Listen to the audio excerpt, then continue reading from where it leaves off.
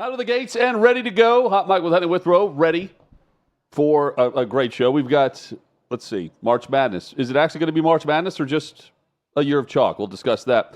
Baseball legend Jackie Robinson creating controversy and maybe a huge shocker to you, not to us. There's another arrest for a Georgia football player. When will we stop reporting this? Because it happens every day. All of that and more straight ahead here on Hot Mike. Like, comment, subscribe to the channel. You know what to do.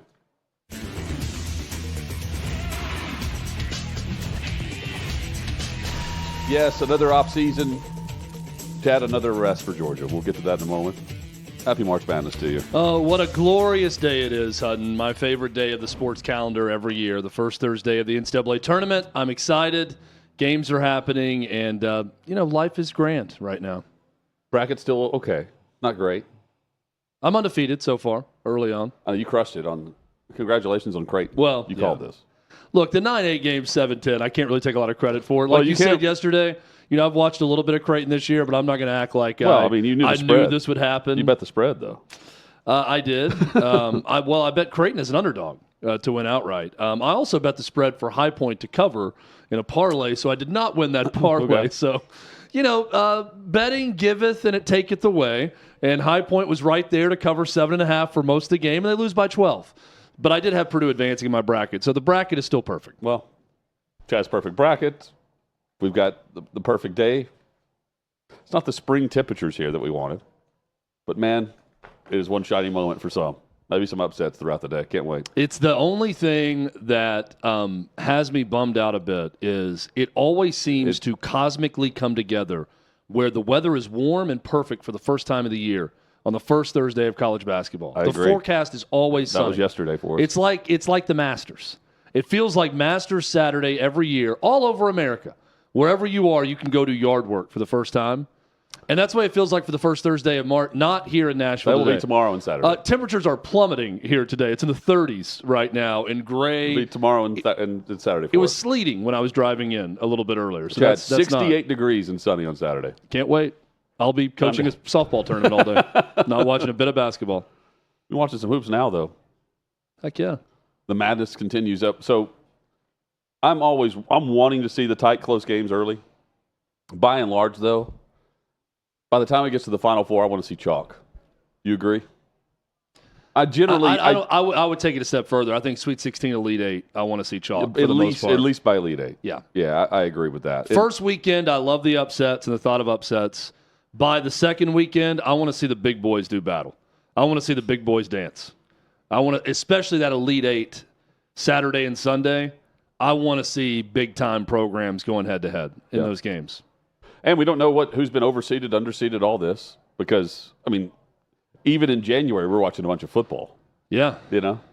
So here's to finding out what we know and what we don't know about this bracket. Yeah, and it's also, we go into it, especially if you follow the sport all year or you follow your team all year, you have these assumptions that you know exactly who your team is and what they're going to do. And that's a mistake because at this point of the year, you are who you are. Your character, your makeup, what you do well, if it's rebounding, if it's three-point shooting, whatever, those are traits that you can't change over the course of an entire season over 4 months. But the beauty and the agony of March Madness is the fact that you throw it, it's an old adage that sounds played out and tired, but you really do throw the records and everything that's happened out the window, and crazy things can happen in a one-game scenario. Auburn should beat the hell out of Alabama State. But it's a close game at halftime in that game. Games like that, when they're happening, Auburn's the number 1 overall seed in the NCAA tournament. So this is what we love about it. And if you're a fan of one of the teams that doesn't play the way they played all year, you hate it. Louisville got rocked in front of what was a home crowd in Lexington, Kentucky against Creighton. Their team played better than that at most points of the year. They certainly played better than that against Duke in the ACC championship game. Come out in the NCAA tournament, they don't play very well. And that's the lasting impression of your team. So I'm not sitting here trying to make excuses for it. This is the way this sport is designed. It is a tournament sport. It is a one-and-done, do-or-die event and deal in college basketball. We all know that. Every player knows that when they sign up. Every coach knows that when they take a paycheck. It doesn't make it any less agonizing when that end finally happens. No, it sucks. Because the build-up is Final Four, Elite Eight. Let's just take it to Tennessee. Tennessee, Elite Eight aspirations, right? That's what I hear. We don't really know how they're going to play. How's Wofford going to turn out? Don't know. Well, so last year's a good example. Everyone, okay, get to the Elite Eight at least for Tennessee. Well, they got there, and then you get into a close game against Zach Edey, and I'm still left pissed off thinking there was Tennessee's chance for their first ever Final Four. Yeah.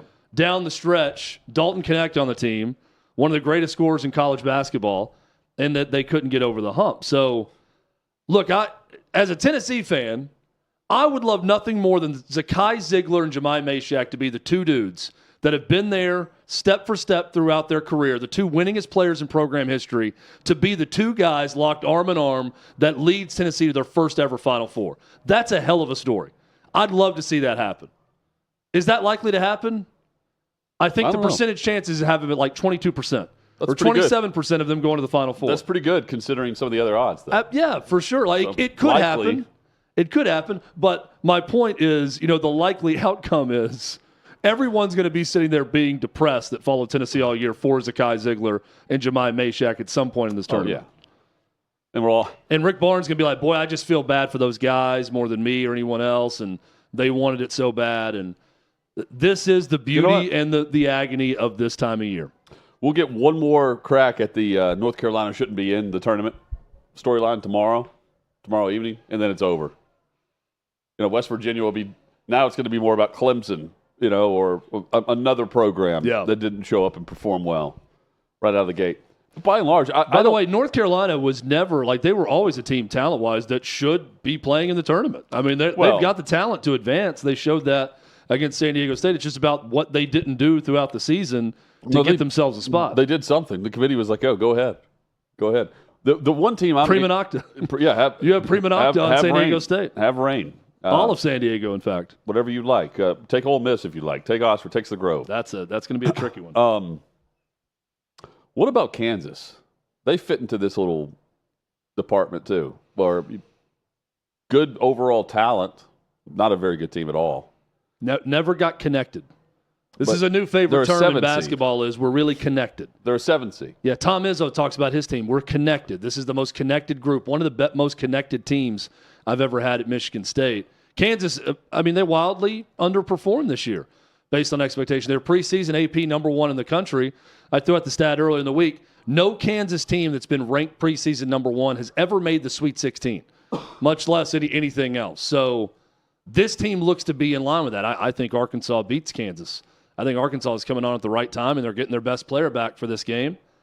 But Kansas is one of those crazy programs that they're a blue blood. There's no denying it. They're incredible. They've been to 36 straight, I think it is, NCAA tournaments. I think they've had 26 straight 20-plus win seasons. They're incredible, but when you expect less out of Kansas coming into the year, especially with Bill Self, that's when they over-deliver. It's when they're preseason number 1 that they always fail you. Yeah, when you expect them to be a 1 seed right now. Yeah. And they're not. I was talking to someone recently that said every year I pick Kansas to advance deep and go to the Final Four or win it all, and that's the year they lose in the first round to Bucknell. Or they get beat in the second round by some 9 seed. Bucknell. Every single year. That's what happens. That's the fate. Old Bucknell. Of what happens. Good old Bucknell. Who's your biggest upset? I have 2 of them. I've got a pretty lame bracket when it comes to upsets. Me too. I've got Yale over Texas A&M. And I've got Akron over Arizona. The 2 13s over 4s. I don't have a single 12 over 5. I got Drake over Missouri as 11 over 6 in a mild upset. See, I wanted to take Drake, and I say this about my bracket. I went SEC heavy. I just backed the SEC because I was backing how good they were during the regular season. Yeah. So I didn't buy, especially with the way that they played the tournament. I wasn't buying the fact that there was going to be like this letdown, like wear and tear. They were going to tire out. I thought they'd crank back up. So and here they are, 0-1 in the tournament. Here they are. Texas losing last night. And Auburn a little bit on the ropes early. They're going to be fine. They're up 10 at halftime. It's going to be just fine for Auburn. And now if the conferences are down and the NIL has played itself and scattered the talent everywhere, in theory, the lower seeds or the higher seeds should actually have a great chance to pull some upsets this year for some madness. Yeah, it's crazy how the game keeps tilting in this different direction. Do you remember when it became the one and done factor? So all the big blue bloods, Kentucky was the first to do it with Calipari. Then Coach K and Duke followed suit. Kansas did this with some players. North Carolina, they'd get those one and done players, but then you ended up having all these blue blood programs that were just built on freshmen and sophomores. And they didn't have any tournament experience. And remember, you got these, Bucknell is a good example against the Kansas that were like fifth-year seniors. They're all from the same hometown. They all played together their whole life. Like BYU. They were connected. Yeah, they were connected, right? And then they would get in those situations and knock off the big boys for that reason. Now it's the talent is dispersed because any team that's got money can go pick off one of your better players. And I think it's hurting those mid-major programs that could be great because some of those really good mid-major players, they get to average 17, 18 a game for their mid-major school, and what's going to happen? I'm seeing them all right now. I can go on X and tell you all the different mid-major guys that are averaging close to 20 a game that have entered the transfer portal. Well, they're not transferring to another mid-major. They're going to the SEC. They're going to the Big Ten. They're going to the Big 12. They're going to the ACC. They're going to Creighton. They're going somewhere else where they believe they're going to go and get paid and be in a big-time league with a big-time television deal and play in the tournament and go far. So it's the balance keeps shifting left and right. How about the coaching matchup going with this, the balance and the where you can get paid? Will Wade, who's coaching at McNeese, and then you have Brownell, who's at Clemson, who just got a contract extension. Last year, he was supposed to be on his way out, but made his way into the tournament. And now he's got to the Elite Eight. Yes. Before losing to Alabama. And now there's rumblings. I don't know which programs there are, but there's rumblings that other teams could be interested in him. So he goes ahead and gets the contract extension at Clemson, truly a football school, well ahead of the tournament. And McNeese knows that you've got Will Wade on his way to, NC State? Yeah. And McNeese came to play, man. They came ready against Clemson. McNeese State, let's start with NC State and Will Wade. Yes, I would think, too, like, your coach is gone, you're going to have a letdown if you're McNeese. I'll also say this. I think Will Wade's going to crush it at NC State. I think they're going to spend money for him. That's kind of been a rumor I think around for a while. He knows how to spend in the right places for what he's looking for his style and his team. I think they're going to be a year-in, year-out tournament team with him at NC State. I don't think they're going to be some juggernaut and be a top 5 program or top 10 program. I think in the ACC, they're going to be very competitive and get to the tournament pretty regularly with Will Wade. You think they're like Clemson? I think what Clemson is becoming, what took a long time. For Brad Brownell, but yeah, and I'm not sure Clemson's even here to stay. Well, they're very consistent. They've got some good veteran guys, Hunter, Shiflin. Yeah, as I said, what we've seen for 4 months or even 4 years for some guys doesn't mean anything once you get in that game if you can't deliver. So that's what we're seeing from Clemson. Yeah, McNeese keeps pouring it on, man. Yeah, McNeese looking good. Should have picked McNeese. I don't like to pick popular 12 over 5 matchups. Yeah. I'm immune to that. I can't do it. When everyone says this is the 12 over 5, San Diego is the other one over Michigan. Couldn't do it. And I end up getting burned by a game like this because I never pick a 12 over 5. I end up just, it's not going to happen if everyone's saying it. You know what I'm getting nervous about right now? My Yale pick, because Kenny Smith and a lot of others are all over that pick. I don't know if you saw the very open of CBS's coverage today. Terrific, once again, a great tribute to Greg Gumbel. Yeah. In that open. I thought they did a really good job with it. Where Ernie Johnson got emotional, but he told the story of what happened. He wasn't there a year ago dealing with cancer, and then a few days after Christmas, he passed away. And that's how they all found out. But he dealt with it quietly and didn't really talk to anybody about it, and then their friend was gone before they knew it. Well, and just thinking about Gumbel and just his voice, what it meant to March Madness. This is where it hit me the hardest was, Selection Sunday and knowing that because, from Christmas until Selection Sunday, he would have been on the college basketball coverage, but not like this, Yeah. And just the smooth ability to transition in from any type of booth or, let's say the group that he was with. If he was with the inside the NBA crew, or if he's with the more traditional CBS college basketball crew, tremendous job. And how he could take a joke, he could give one subtly, and by all accounts, just a tremendous human being. Really solid dude. Great dude. A lot like Ernie Johnson. Absolute gentleman from all accounts. And you're right. That's a great description of that, too, is the parallel is Ernie Johnson, who's taking over for him with studio work. Ernie Johnson was great, and he's been great today in studio, and he's obviously got the rapport with Kenny Smith. And Clark Kellogg also. They have a very easy rapport, too, even though Clark is thrown in there with the two NBA guys. Yep. I will give one critique of my guy, Charles Barkley, if I may. I don't care that he doesn't study everybody's name and all of their metrics and everything else and all of that. But when you go to Charles Barkley for one bit of analysis, like give me 20, 30 seconds on Creighton Louisville about to tip, and your response is, boy, I hope Creighton wins because it's going to be a home court environment for Louisville against my Auburn Tigers in the next round if they don't. Like, that's not – I know Charles Barkley's going to be Charles Barkley, but I'm thinking if you're coming out of the gates and you're the NBA guy – yeah, you got to be – and everybody's watching for that 12:15 Eastern time tip-off, and they're tuned in 3 minutes before the game tips, and you've got 30 seconds on Charles Barkley, and his whole take about the game, knows nothing about either team. He's just, I know Louisville's close to Lexington, and I feel like there's going to be a lot of Louisville fans there, so I really hope Creighton wins because I don't want my Auburn Tigers to face a home court advantage or disadvantage on Saturday. I didn't love it. I didn't love it, Hutton. It's very unusual that the committee would do that, too. Have an opportunity where you have a true, home court advantage. Many would think, Auburn's going to have the short travel, and it's in Lexington, so Louisville fans no, it would be primarily Louisville fans there. Yeah. Not the case anymore. Well, I saw our guy Trey Wallace, who's up there, always does his ticket cost research. The first session today in Lexington was like $80 on average with all the Louisville fans taking over. I don't think it bodes well for a ton of Tennessee fans going to the game because it was $6 a ticket for the night session up in Lexington. So very easy ticket for Tennessee, Wofford, and then UCLA, Utah State. Nothing. Neither fan base is going to bring many people across the country to Lexington, but I don't think Tennessee fans are going to be storming the Bastille to go watch that game. That's the case with a lot of these first-round venues. By and large, if you notice, the camera angles, they set up these cameras now where you can't really see the crowd. They don't want you to, but they also don't care because they don't want – it's not about butts and seats.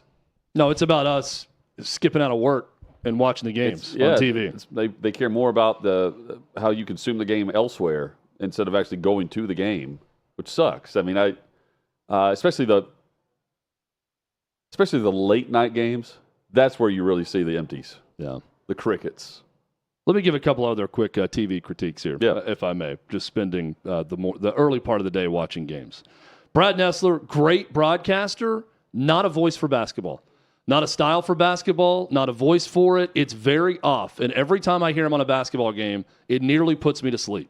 He's got great pipes, and he's a great football announcer. But in college basketball, there's a disconnect with him in the audience when he's calling a game. The other one is Steve Lapis, who's got the perfect voice for college basketball. He sounds like Lou Carnesecca reincarnated. The dude is old school Big East personified. That's Steve Lapis. But, buddy, you can't call the school that's playing Purdue the high point for the first half. He referred to them as the high point. That's a great shot for the high point until about 10 minutes left in the first half. How does that happen? Of the game. It's not the high point. It's just high point. Located in High Point, South Carolina. In days of preparation? At a shoot-around. I often question how a lot of things happen with broadcasts that should not happen. That's one of them. If we were calling it the and high I love point, Steve Lapis calling college basketball. During the first TV timeout, Chad or myself would look at each other and be like, hey, it's just high point. Yeah. And it would be over. I mean, we know someone who wasn't invited back to a high school football broadcast for saying Friendship Christian Academy instead of Friendship Christian School. We do. He said FCA, and when corrected, I believe his response was, I don't care, doesn't matter. And kept saying FCA. It's like the name of the school is Friendship Christian School, not Friendship Christian Academy. And Marky, small details. Pretty sure it's Academy. No, it's okay. No, it's all right. I'll just keep doing it the way I'm doing it. Pretty sure you're saying Academy. Sounds better the way I say it. Yeah, well, it's Academy. I bet Steve Lapis responded that way when the producer told him, "Hey, Steve, it's High Point. All right, not 3rd and 4. The High Point." And Steve just talked down. He's like, "It sounds better when I say the High Point. All right, that 3rd sounds and 4. better. I'm going to keep saying that." The High Point. What if someone told him it was the High Point just to see if he just see if he keep doing it? He's Ron Burgundy. They put it in the prompter. Hey, just so you know, it's the High Point. During his open, it's on prompter, and they put it as the High It's Point. like the Ohio State. You have to, And it just got stuck in his have to stuck in his stress head the whole time. Stress the High Point. Yeah, maybe he was just being very complimentary of them.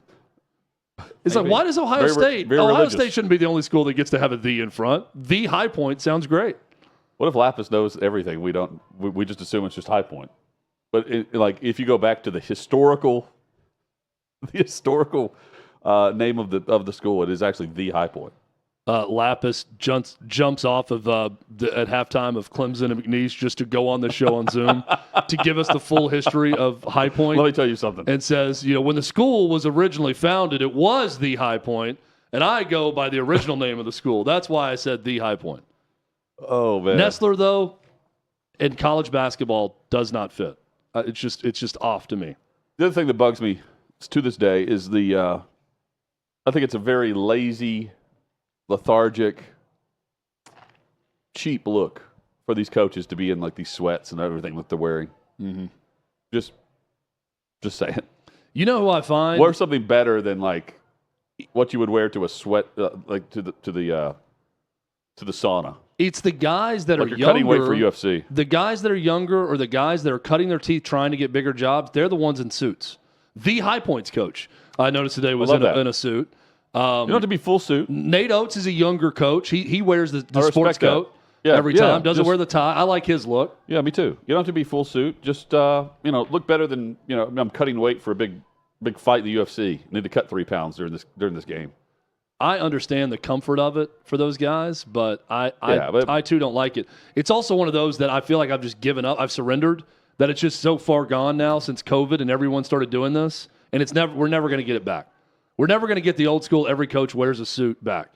Did this all start with the coaches versus cancer thing when they started wearing? It all started during COVID. No, whenever they started wearing their coaches versus cancer sneakers. I feel like but then they stretched it out over like a month. They still wore suits or in the early days. Of that They coaches did versus with cancer. with the sneakers. sneakers, and then like they stretched it out over a month, the month of October or whatever, and then now we're in sweatsuits. We could do better. We could do a lot better. These are my early observations of things that need to improve. And when you look like a water boy, chances are. Well, the water boy looks just as good as the coach because they're all in the same thing. Yeah, no, he's dressed They like got the water boy. When you look like a water boy, they're all in the matching outfits. When you look like the water boy, you're in his suit. That's probably not good. You know what's one weird thing about the suits when you look back on it? Like the nostalgia of the suits are great with the head coach, but if you go back and look at just the shot, I noticed this in the Chris Lofton documentary. When Bruce Pearl was in the orange jacket, certain against Kentucky and Vandy, yeah. Then he'd be in the normal suit. But they have like the still photo, or you take a look at the bench, and then like assistants coaches are just wearing whatever the hell, like guys are in like really mismatched like just jacket colors together and stuff. Like they all just wear whatever they want. They didn't coordinate at all. They don't look alike. It's very weird now to look at that and see a bench full of guys who all look completely different. In different suits. Some don't have a tie, some have a tie, some have more of a casual look. So that is one that I will say it does look sharper when all of the assistant coaches are in the same pullover and pants combo and the color on the bench. It just looks like it looks like the cheap version at Walmart is what they're wearing instead of what you could go get like the authentic from the official store of the Auburn Tigers. Some of them, don't get me started on Auburn. Yeah. I don't want to piss off the people at Under Armour too much, but the Under Armour gear is just not a great look. This is who I have in mind the entire time. The Nike stuff is far superior looking. Yeah, the coach's Auburn gear stuff looks too. awful. The coach's gear too. But you know what? They have a good team. Yes, they do. For history, go back in history for those that don't even remember what suits look like on a bench. There you go. We'll show some photos at some point and let everyone know what it was like. How about Jeff Passan, the ESPN MLB insider? He's on the offensive, going after the Department of Defense for erasing the historical article chronicling Jackie Robinson's time in the Army, which was tagged for DEI. Come to find out it was tagged incorrectly. But in the meantime, they have really pushed this to the moon and back over the fact that it was the Trump administration that had the Jackie Robinson article chronicling his time in the Army through the Department of Defense. Pete Hegseth had it removed from the ether of the internet, from the historical nature of what Jackie represented. And he's right. Robinson was the embodiment of an American hero. Yeah. And it's clear. It's a clear mistake here that they've admitted to. And they corrected it. Yeah. Right? They put it back. So a couple things here. Took a while. Look, I think, first off, it should never be deleted. Like that's the fact that it was ever labeled DEI for Jackie Robinson is a little bit ridiculous. It's history. So now I'm reading in the article that that's to Biden's administration to blame, that he labeled it DEI, and that the Trump administration went in and just basically deleted any file that had any tag on the URL related to DEI, so blame the Biden administration. Look, it's a Trump administration mistake. I'll give the Trump administration and Pete Hegseth and the Department of Defense credit for just admitting it and saying, no, he's a hero. We love him. We love the Tuskegee Airmen. We love the Navajo Code Breakers. It goes down the list of different minorities who impacted wars. We love all of them, and it's a mistake that's been corrected. Now, that's great that was done. So Jeff Passan and Mina Kimes and everyone else is doing that. It's the exact same thing that people on the right would go crazy about if something was deleted in history they didn't want deleted. Oh, the right? statues. Yes. Civil War statues. But like I give, again, I don't know that in a, let's say, Biden's administration, that there would have been such a quick admission of, oh, this was just tagged incorrectly and it was a mistake and we have put it back, and given such a thorough response to Jeff Passan and others who complained about it. So I do give them credit for it, but also it was a big mistake. Shouldn't have done it, right? They admitted fault and then put it back, but the optics of it are one you don't want to be committing, considering how a lot of Americans feel about your administration. So that was a mistake. They owned it. They corrected it. Good job. I don't know that past presidencies, past administrations, Department of Defense, whoever, would have admitted the mistake that quickly. They would have stayed and fought a little bit longer. Well, it depends what you say about quickly, because Passan has a story up, then he has a follow-up story, then he has an updated story, and then the updated story in parentheses says the story still remains deleted. So it's not back. Well, he has the statement from the Pentagon press secretary after demanding answers, which, I mean, good. I mean, in a world where someone wants answers, he gets answers. Congrats. And no, I'm not going to go as far to start quoting people that follow him and their responses to what Passan was after. Yeah. Now, one of Passan's followers responded. That doesn't, to me, that's not relevant to this story. But yeah, Chad, I mean, the fact that they flagged this as like a DEI tag is, I don't understand how that happens. And second, just make sure the URL is working again. To me, that doesn't take very long. No, I didn't know that it wasn't back and working, so that's a bad. Well, I'm just bad following move. the time. I'm telling you the time frame of his posts. Yeah. And when he first posted about this is at 10:45 p.m. the next day at 1:56 p.m. Quote in parentheses, the story remains deleted. I mean, put the damn story back up there and all is well. So I can't pick and choose what people that probably don't agree with me or I don't agree with on a lot of things get outraged about. So I'm not going to sit here and get pissed off about Jeff Passan or Mina Kimes getting outraged about this, other than to say that I agree with them that we should be honoring Jackie Robinson. If there's something honoring his military service that's a website from the Department of Defense, that I don't know why we would ever take that down. And if it's just a simple mistake and an honest mistake, great. They admit it. They put it back up there. But put it back up. I mean, they're right on this one. Should they be as mad as they are? Should they be mad about men competing against women too? Sure. I think they should be, but they're never going to be because they're stubborn. Sure. They want to fight on their side on everything. I'm not that way. I can admit when multiple things are wrong. Deleting Jackie Robinson's history from the Department of Defense, wrong. Men competing against women, also wrong. They're deciding what they're going to get pissed off about. You can't pick and choose. You can't pick and choose, is my point. So hopefully they get it corrected, Hutton. Chad, did you know about the MLB Tokyo opening day? I was mildly aware of it, yeah. I did not watch. I did not know about it. Was not aware. But apparently it just destroyed in ratings. At 25 million in Japan. In Japan. Right. In Japan. Japan history. In Japan. Like, we're okay. Let's go. You're going to set me off on this one, Hutton. Okay, Game one Here we of go. the Tokyo Series in Japan. We are picking. In Japan. We are picking, all right? Like, this is a stretch, okay? Yep.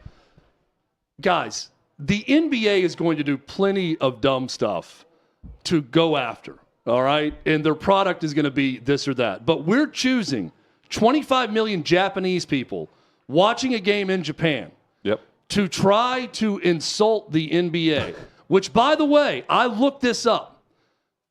The NBA, 52% of the people with a computer in China, which is a much bigger country, watch the NBA regularly. So if we want to go to different countries and pick and choose things and say, look at this, a lot more Chinese people are watching the NBA than are watching baseball. And there's a lot more people in China than in Japan also. So, I mean, if we want to play that card, I don't care about China. I don't want the NBA doing business with, but they are. So this is stupid. This is not the time to go after the NBA. ESPN's also ditching Major League Baseball. This is for dumb. the NBA. I do not care. Like, that's great that there's growth in Japan, which is a huge baseball nation to begin with and has been for years. But Hideo Nomo, MLB's Tokyo Ichiro, opening day absolutely destroys NBA with incredible ratings. Yeah, like there's been great Japanese stars in America Japan that have laid the tracks for Shohei Ohtani, who's an all-time great. So, am I surprised that 25 million Japanese people watched? No. It's also like I don't. The Dodgers get any Japanese player they want. That's a story, okay? 25 million people watching in Japan is a story, but to try to tie this one back to the NBA, we got plenty of time and plenty of stories to bash the NBA on. This ain't it. Because the NBA could easily come back and say, did you see our Chinese viewership? Have you seen those numbers online? Is that compared to the Eastern Conference Finals? Boy, a Tuesday night game between Minnesota and Denver doubles that number in the whatever the hell they communist whatever China country. I mean, come on, let's cool it. Georgia absolutely destroys NBA with incredible rating. I know. It's just such BS. Oh my God. That's bad. Yeah, it is. Also bad. Georgia football recruited a kid named Nitro Tuggle, and yes, he's been arrested. Arrested for reckless driving. Isn't it Jesse Tuggle's son? Remember Jesse Tuggle for the for the Falcons? Falcons. Well, I mean, probably. Yeah, Jesse Tuggle's son, Nitro. Nitro Tuggle, arrested for speeding. Athens Clark County online jail report. You've got the 2 a.m. booking on Thursday morning. Post bond. I wonder what the bond was. Does it say? The bond previously, last year when we reported on this, was like $25 to get out. I mean, again, whatever.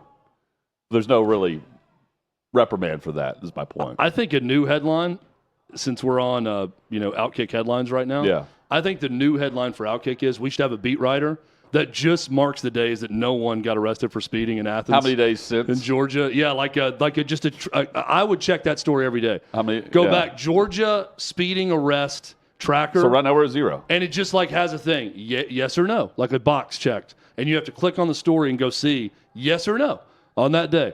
Was someone arrested in Athens on the Georgia football team today? No. Oh, wow. Good day for Georgia. Great job, guys. No one got arrested for speeding today. Excellent work. Then the next day I go back. Today, was someone? Yes. Oh, who it was? Oh, it was Nitro Jesse Tuggle. Tuggle's son, Nitro Tuggle. Okay, that's the story. Were they arrested or not? Incredible. Yeah, so he post bond. Let's see. You got Small Munden. You've got a bunch of other players. There's no reason to try to list all of them. We'll be here all day. On to the next one. Hutton, can I pull in a next one right now? Yeah, sure. That I don't see on here, but definitely want to talk about. Yes. Andy Staples and the Justice Department's report on Matt Weiss Yes. at Michigan, offensive coordinator. This is wild, what he's being accused of by the Justice Department. Are you ready for this? Okay, so this is the computer. This is the guy stuff. who, he was arrested, and they immediately confiscated his laptop. Yes. Like a university computer in the all. Remember they had the FBI raid it and start taking computers out at the time, and immediately people were like, "Oh God, he's done child porn." Or something. You're thinking what's going on? It's nothing to do with football. Right. Right is what I was thinking. Okay. According to this indictment, between 2015 and 2023, 8 years, Weiss gained unauthorized access to student-athlete databases of more than 100 colleges and universities that were maintained by a third-party vendor. After gaining access to these databases, Weiss downloaded the personally identifiable info and medical data of more than 150,000 athletes. Using the information that he obtained from the student-athlete databases and his own internet research, Weiss was able to obtain access to the social media, email, and/or cloud storage accounts of more than 2,000 target athletes. Weiss also illegally obtained access to the social media, email, and/or cloud storage accounts of more than 1,300 additional students and/or alumni from universities across the country.